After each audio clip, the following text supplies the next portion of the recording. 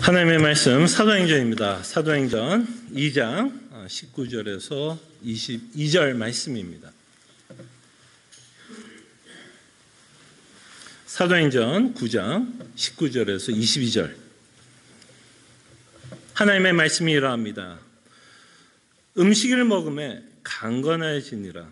사울이 다메섹에 있는 제자들과 함께 며칠 있을새 즉시로 각 회당에서 예수가 하나님의 아들이심을 전파하니 듣는 사람이 다 놀라 말하되 이 사람이 예루살렘에서 이 이름을 부르는 사람을 멸하려던 자가 아니냐. 여기 온 것도 그들을 결박하여 대제사장들에게 끌어가지고자 함이 아니냐 하더라.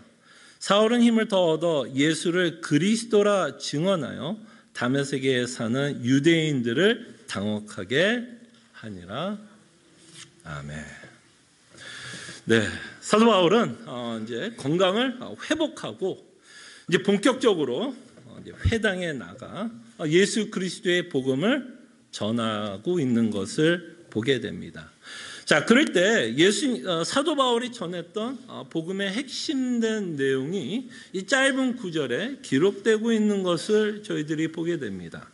그때 사도 바울이 전했던 복음의 내용은 예수님은 하나님의 아들, 하나님의 아들이라 선포하고 있고 또한 그리스도이시다라고 선포하십니다. 예수님은 하나님의 아들이시고 그리스도다라고 선포하십니다.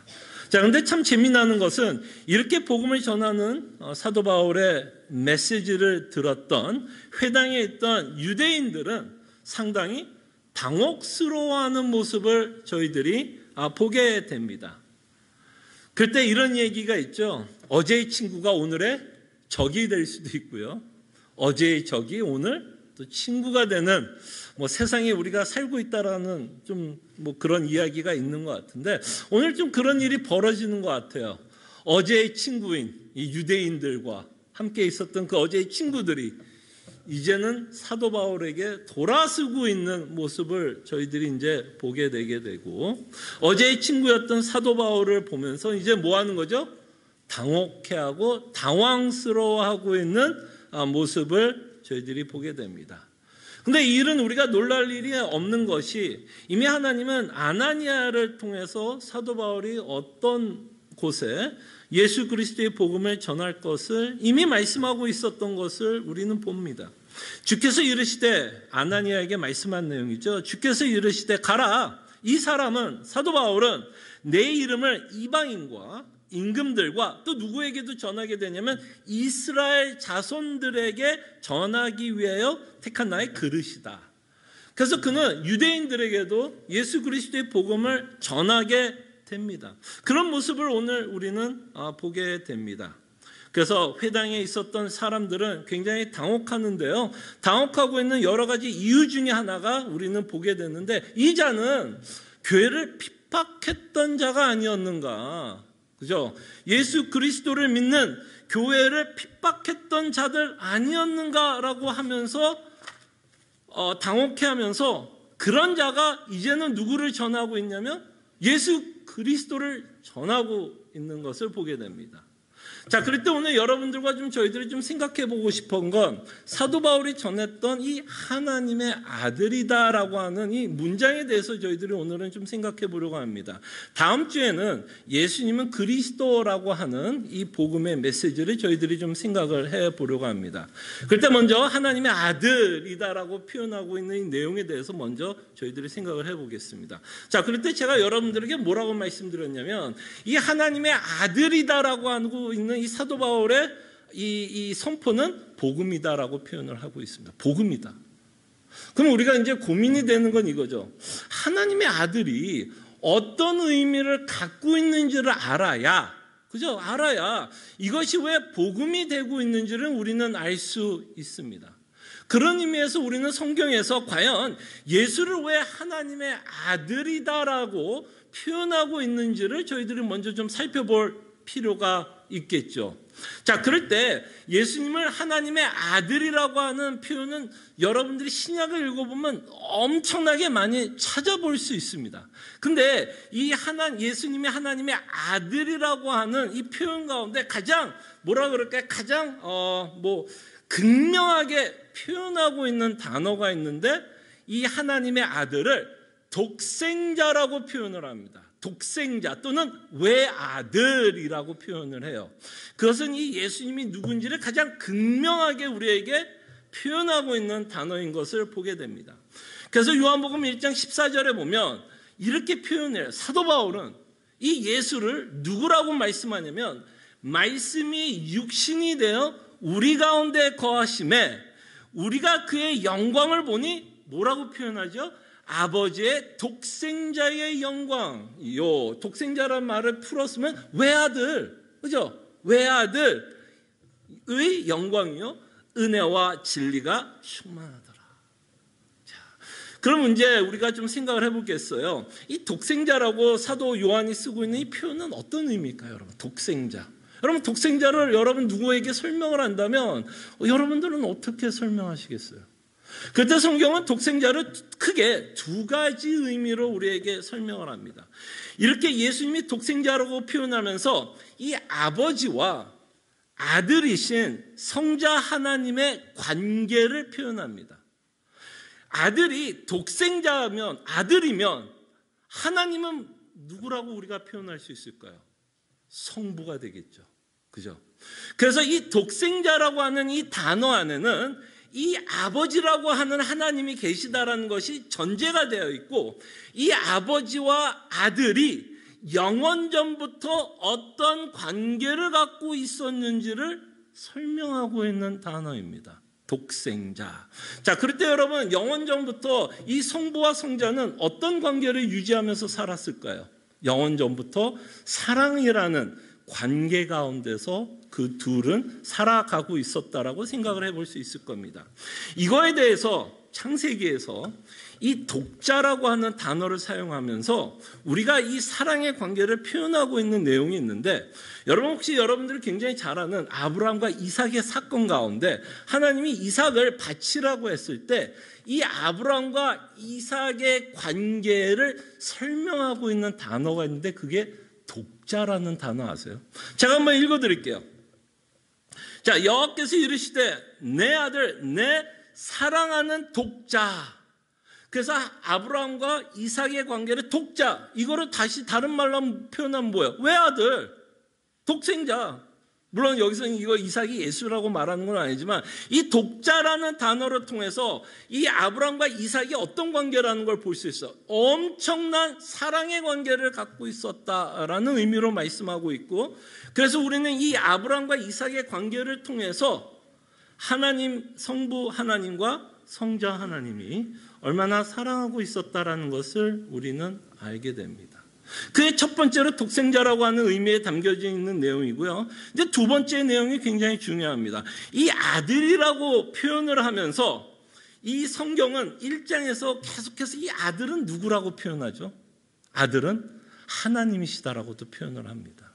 그러니까 여러분, 이제 약간 이거는 생물학적으로 우리가 조금 이해를 할 필요가 있는데, 생물학적으로 아들이라 그러면 그 아버지와 아들은 뭐 했다라고 표현하죠? 닮았다라고 표현을 하지 않습니까?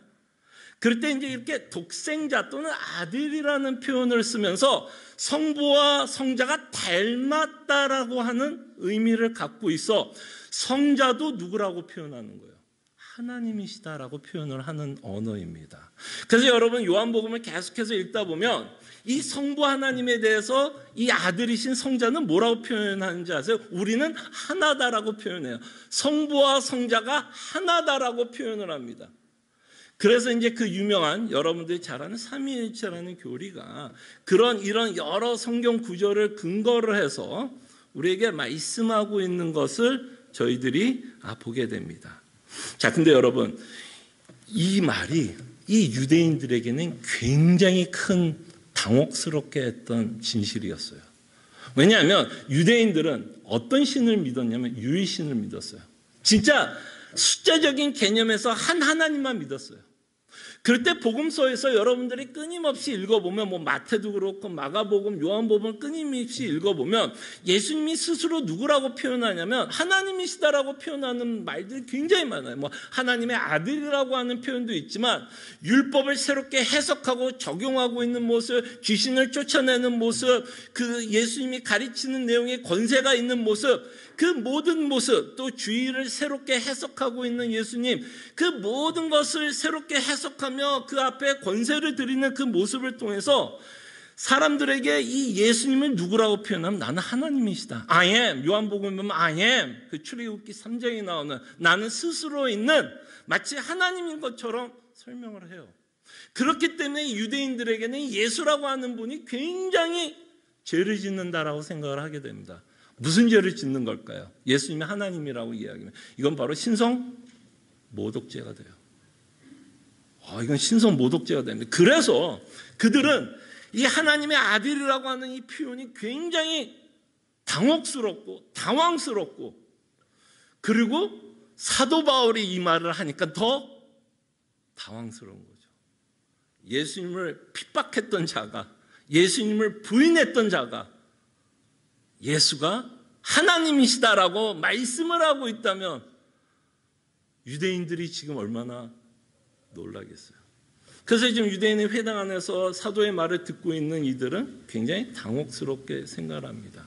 네, 여러분, 이 하나님의 아들이신 성자 예수 그리스도로 말미암아 이제 복음이 선포됩니다. 이 성자 예수 그리스도로 말미암아 여러분들도 하나님의 자녀가 되는 권세를 갖게 되는 거예요. 아들이신 예수님이 성육신 하셔서 이 땅에 오셔서 이 예수님이 뭐라고 선포하는지를 한번 보시기를 바랍니다. 히브리서 2장 11절입니다. 주보를 한번 보세요. 자, 보세요. 뭐라고 선포하는지요. 히브리서 2장 11절에 보면 거룩하게 하신 이와 거룩하게 함을 입은 자들이 다 한 근원에서 난지라. 그러므로 이 거룩하신 이는 누구야? 거룩하게 하신 이는 예수님입니다. 그러므로 뭐라고 불러요? 형제라 부르시기를 부끄러워하지 아니하시고, 이 성자 예수 그리스도로 말미암아 여러분과 제가 뭐가 되죠? 형제가 된다라고 말씀을 합니다. 예. 자, 이것을 증명하는 구절이 요한복음 1장 12절에 나오고 있죠. 뭐라고 예수님 사도 요한이 말씀해요? 영접하는 자 곧 그 이름을 믿는 자들에게는 하나님의 자녀가 되는 권세를 주셨으니. 그러니까 여러분들과 좀 정리하자면 이겁니다. 영원전부터 아들은 딱 한 분밖에 안 가시죠. 성자 하나님만이 영원전부터 계신 외아들, 독생자 예수 그리스도입니다. 그러나 이제는 예수 그리스도께서 십자가에 죽으시고 부활하심으로써 여러분과 저를 형제라 일컫고 있는 것을 보게 됩니다. 그래서 이 내용을 설명하고 있는 단어가 있는데요, 이 단어를 우리는 입양되었다라고 표현을 합니다. 원래는 여러분과 제가 본질상은 하나님의 자녀가 아니었죠. 본질상 에베소서 2장에 보면 불순종의 아들이다라고 표현합니다. 여러분과 저를 불순종의 아들, 그러니까 하나님을 끊임없이 대적한 자들, 그러므로 우리는 어떤 자녀냐면 본질상 진노의 자녀였더니 하나님으로부터 그저 심판과 저주를 받기에 합당했던 자들이었는데, 예수 그리스도 참 그 성자였던 예수 그리스도께서 이 땅에 오셔서 십자가에 죽고 부활하심으로 말미암아 여러분과 제가 그리스도의 형제가 되고, 그리스도의 형제가 된다면 이제도 우리는 하나님을 뭐라고 부를 수 있나요? 아버지라고 부르게 됩니다. 그래서 이 하나님의 아들이라고 하는 이 짤막한 문장 안에는 우리에게 어마어마한 복음을 전하고 있어요. 성자 하나님이 이 땅에 오셔서 죽고 부활하심으로 말미암아 본질상 하나님의 진노의 자녀였던 우리를 자녀 삼게 됩니다. 이제 여러분들이 자녀가 되는 권세를 누리면서 살아갑니다. 그때 여러분들이 이 땅에 살아가면서 가장 복된 일이 있다면 어떤 일이 가장 복될까요, 여러분? 여러분들과 제가 하나님을 믿음으로써 받는 수많은 복들이 있고 은혜가 있고, 그죠? 특권이 있는데 그 중에 하나가 오늘 이 말씀에 포함된다라고 생각을 합니다. 우리가 하나님의 자녀가 되는 것만큼 가장 큰 복은 없습니다. 여러분 혹시 뭐 이런 얘기 있죠? 옛날에 이제 그 로마 뭐 역사나 옛날 그 사극 같은 거 보면 아버지가 굉장히 부자면 자녀들은 뭐를 받죠? 유업을 받고 상속을 받는다라고 표현합니다. 자, 그럴 때 여러분들이 하나님이 누구냐면 아버지예요. 그래서 성경은 하나님의 자녀로서 우리가 유업을 받을 거라고 말하고 상속을 받을 거라고 말씀합니다. 물론 여기서 말하는 상속과 유업은 이 땅의 물질을 말하고 있지 않아요. 그때 여러분, 하나님이 우리에게 주시려고 하는 상속과 유업이 있다면 그 기업은 예수 그리스도로 말미암아 우리에게 허락한 하나님의 영원한 나라. 영원한 나라. 이 나라를 우리는 유업을 갖고 살아가요. 그때 여러분 오늘 대표 기도를 하셨던 장로님의 기도를 곰곰이 들어보면 무엇이 묻어있죠? 그 하나님의 나라에 대한 기도 제목이 나왔다면 그게 누구 거예요? 우리 거. 내가 영원히 상속받을 유업이라고 표현합니다. 이 유업이라는 단어를 왜 사용해요? 하나님이 내 아버지라고 하는 표현 아니겠어요? 하나님이 내 아버지이기 때문에 나는 당당하게 떳떳하게 철면 깔고 얼굴 두껍게 나는 이 상속을 받을 수 있는 자다라고 우리는 확신을 하면서 살아가게 되고, 이 땅에 살아가는 우리에게 이 세상이 줄 수 없는 참된 위로와 기쁨과 소망을 갖고 살아가게 됩니다. 그 다음에 또 다른 복이 있다면 가장 큰 복 중에 하나는 이제는 이 하나님이 누구 편이에요? 우리를 위하신다면, 로마서에서 끊임없이 말하죠. 우리를 위하신다면 누가 우리를 대적해? 우리를 위하시는 분이 여러분 누군지 아십니까? 여러분들을 위하시는 분은 천지를 창조한 하나님이십니다. 여러분들을 위하시는 분이 천지를 지으신 하나님, 전능한 하나님이시다라고 성경은 말씀을 하십니다. 여러분, 이것이 왜 중요할까요? 여러분, 왜 성경은 끊임없이 하나님의 전능하신 이 속성을 강조할까요? 하나님이 속성인 전능을 자랑하기 위해서 이렇게 말씀하는 걸까요? 야, 나 대단한 사람이야. 나 되게 힘세. 나 천지도 지었고 그 다음에 죽은 사람도 부활시킬 수 있는 나 대단한 사람. 뭐 그냥 그저 자랑하고 싶어서 하나님이 자신이 전능하시다라고 말할까요? 아닙니다. 아니에요. 이 전능한 하나님이 뭐 하신다라고 말하고 싶은 거야. So what? 무엇을 말하고 싶으냐면 이 전능한 하나님이 우리를 보호하신다라는 거예요. 전능하신 하나님이, 천지를 지으신 하나님이 우리를 보호하시고, 이 전능하신 하나님이 우리의 인생을 인도하신다라는 겁니다. 그래서 이 성부의 하나님, 이 성자 하나, 이 하나님의 어떤 특권을 설명하는 여러 가지 단어 중에 하나가 시편 23편 여러분들이 굉장히 좋아하는 이 전능하신 하나님이 우리 인생을 인도하신다라는 표현으로 쓰고, 다윗이 고백하는 표현이 뭐예요? 하나님은 나의 목자. 여러분 생각해 보세요. 목자가 힘이 없으면 어떻게 될까요? 앞에 늑대가 나오고 사자가 나오고 양들을 다 잡아먹으려고 덤비는데 목자가 있어요. 우리 앞에 목자가 있어서 참 좋은데, 나를 인도하는 목자가 있는데 이 목자가 사자를 싸울 힘이 없고 늑대를 상대할 힘이 없다면 아무리 그 앞에 목자가 있어도 그 양들은 뭐가 될까요? 양들은 다 죽은 양이 되는 거죠. 아무리 목자가 있어도. 그러나 전능하신 이 하나님이 우리를 보호하고 인도하기 때문에 우리는 그 안에서 안심하게 되고, 그 시편 23편이 말한 것처럼 우리는 음침한 골짜기를 다닌다라고 표현을 합니다. 여러분 그런 경험 해보신 적 있으세요? 음침한 골짜기. 답이 없는 문제가 음침한 골짜기가 아닌가 싶어요. 또는 너무나 고통스러운 문제, 보통 우리가 고통, 고난이라고 얘기할 때 많은 경우가 이런 경우가 고통과 고난인 것 같아요. 답이 없는 문제들. 답이 없는 문제를 만났을 때 너무 고통스럽고요. 또 하나 고통스러운 게 이게 답이 없는 게 더 고통스러운 건지 어느 게 더 고통스러운지 한번 생각해 보세요. 답이 없는 걸 고난이다라고 말하는 거가 더 고난이라고 말할 수 있는지 아니면 답이 있는데 그 답을 적용할 수 있는 능력이 없는 거에 더 고통스러운 건지 어느 쪽이 여러분 더 고통스러울 것 같아요? 답이 없는 게 고통스러울 것 같아요? 답이 있음에도 불구하고 그 답을 실행할 수 있는 능력이 없는 게 더 고통스러울 거예요. 물론 둘 다 고통스럽지만 두 번째도 상당히 고통스러울 것 같아요. 답이 다 있어요. 이렇게 하면 돼요. 근데 그렇게 할 수 있는 능력이 없어요. 말하자면 쉽게 얘기하면 이런 거 아닐까요? 사업을 해요. 사업이 힘들어집니다. 그때 보통 사업이 힘들어지면 뭐 때문에 힘들어지죠? 많은 경우가 거의 돈 문제 아니에요. 죄송합니다. 제가 너무 쉽게 얘기해서 그런지 모르지만 그럼 답은 뭐예요? 답은 있죠. 돈이 있으면 돼요. 답이 있어요. 돈이 있으면 한 달 버틸 수 있고요. 두 달 버틸 수 있고요. 석 달, 넉 달, 다섯 달, 1년도 견딜 수 있어요. 돈만 있으면. 손님 아무리 없어도. 그죠? 답이 있어요. 근데 문제는 뭐예요? 돈이 없어요. 답은 있는데 돈이 없어요. 능력이 없어요.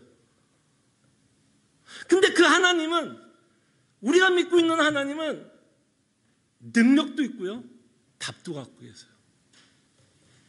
그거를 표현하는 하나님의 속성을 전지하시다라고 표현합니다. 여러분들 믿고 있는 하나님은요, 성부 하나님은요, 전지하세요. 이 전지라는 말에는 어떤 의미가 있냐면 모든 걸 아신다라는 거예요. 아신다. 모든 걸 아신다.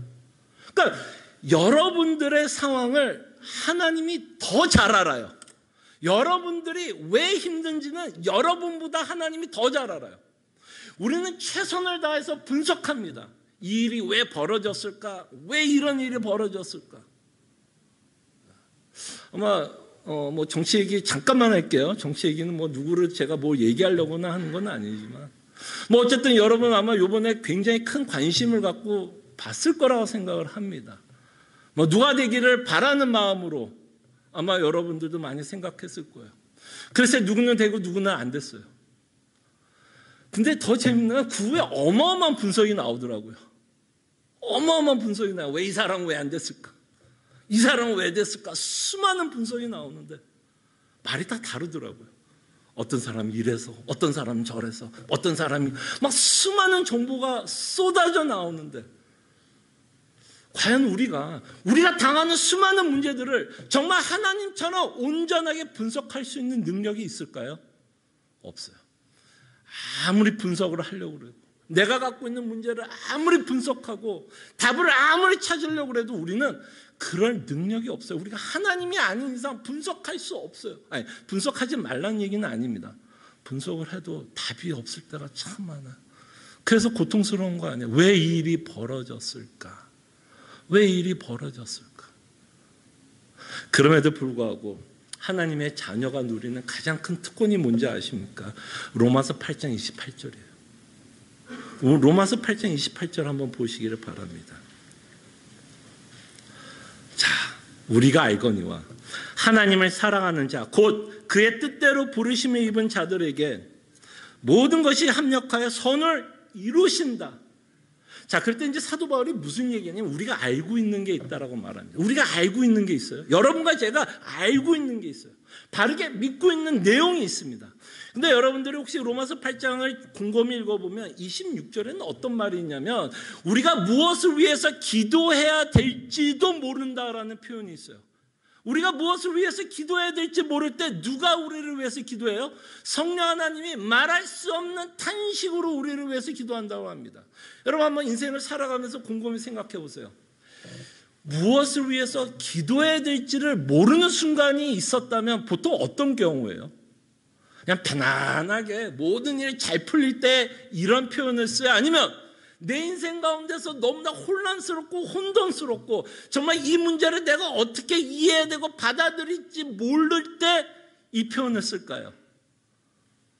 우리가 무엇을 위해서 기도해야 될지 모를 때는 대부분의 경우는 사실은 어떤 경우예요? 우리가 고난에 처할 때예요. 고난에 처할 때. 어떤 문제 앞에 엄청난 장벽 앞에 서서 이 장벽 앞에 딱 서니까 이 장벽을 어떻게 이해해야 되나? 어떻게 분석해야 되나? 도대체 이 상황에서 하나님이 나에게 요구하는 건 뭘까? 이 가운데서 하나님의 뜻대로 살아가는 내 인생은 무엇일까? 너무 혼란스러워요. 여러분 그런 경험 해보셨어요? 지금도 여러분 어떠세요? 기도가 나오십니까? 여러분 어떤 문제가 있어서 정말 이것을 무엇을 위해서 기도해야 될지 정말 말문이 팍 막힐 때 있습니까? 그죠? 보십시오. 그럴 때 우리가 무엇을 위해서 기도해야 될지 모를 때에도 우리는 확실히 알고 있는 것은 있다라고 말합니다. 그럴 때 무엇을 안다라고 성경은 말하냐면 좀 전에 말씀드렸던 우리 아버지가 누군지 알아요. 첫째는 누구라고요? 하나님은 전지하신 분이에요. 그 전지가 무궁하다라고 말합니다. 우리가 분석이 안 되는 거지 하나님이 분석이 안 되는 게 아니에요. 내가 답이 없는 거지 하나님이 답이 없는 게 아니에요. 그리고요, 하나님은 이미 참 어려운 말일 수도 있지만 이미 하나님은 모든 일 가운데 다 계획을 갖고 이뤄가고 있어요. 그 계획을 다 갖고 있어요. 이 말이 우리에게는 굉장히 부담스럽게 느낄 수 있을 거예요. 하나님이 계획했다면 나는 로봇이야. 이런 생각을 할 수 있지만 여러분 정말 우리 인생이 너무나 부족하고 연약하다면 정말 여러분 한번 생각해 보세요. 누가 여러분들의 인생을 책임지면 좋을까요? 내 자신이 내 인생을 책임지는 인생이 좋은 인생일까요? 아니면 전지하시고 전능하신 하나님이 내 인생을 책임지는 게 나을까요? 제가 죄송합니다. 50 살아오면서요. 죄송합니다. 여러분 여기 저보다도 훨씬 나이 드시고 지혜로우신 분 많지만 50을 살다 보니까요. 깨달아지는 건 내가 부족하다는 걸 많이 깨달아요. 제 몸도요. 조금씩 부서져 나가더라고요. 1월 달에 벌써 뭐 하나 떼어놨어요. 또 앞으로 뭘 떼어낼지는 제가 뭘 알겠습니까? 이게 나이가 들면 더 자신감이 생겨야 되는데 이게 나이가 들면 들수록 뭐가 안 되는 걸 느껴요. 내가 얼마나 연약한지를 알고 내가 얼마나 부족한지를 깨닫게 됩니다. 가정을 꾸미면 더 깨닫게 되고요. 목회를 하니까 더 깨닫게 돼요. 목회 10년이면 이제 전문가가 돼야 되지 않겠습니까? 근데 목회 10년이 되면 전문가가 되는 게 아니라 더 오리무중에 빠지는 제 모습을 보게 됩니다. 그럴 때 여러분 누가 내 인생에서 내 인생을 책임지는 게 나을까요? 저요? 제가 여러분 이 교회를 책임지는 사람이라면요 우리에게는 좀 죄송하지만 희망은 없습니다. 제가 여러분 이 시애틀 남포제이를 책임지는 사람이라면 죄송하지만 우리 교회 그렇게 희망 없어요. 근데 제가 왜 이렇게 열을 내고 소리를 지르냐면 이 교회를 보존 유지하고 계신 분이 누굴까요? 성부 하나님, 세상을 창조하시고 전능하시고 전지하신 하나님이 책임지시고 또한 우리가 갈 바를 알지 못할 때 정말 갈 바를 알지 못할 때 어때요? 기도해야 될지 무엇을 위해서 기도할지 모르는데 하나님은 갈 바를 알고 있어요. 그리고 여러분들은 혼란스러운 그 순간에도 하나님은 딱 알아서 그 길을 가게 하고 있어요. 지금 사실은요. 왜냐하면 여러분들이 참 재미나는 건 여러분들 보통 고난이 끝나고 나면 여러분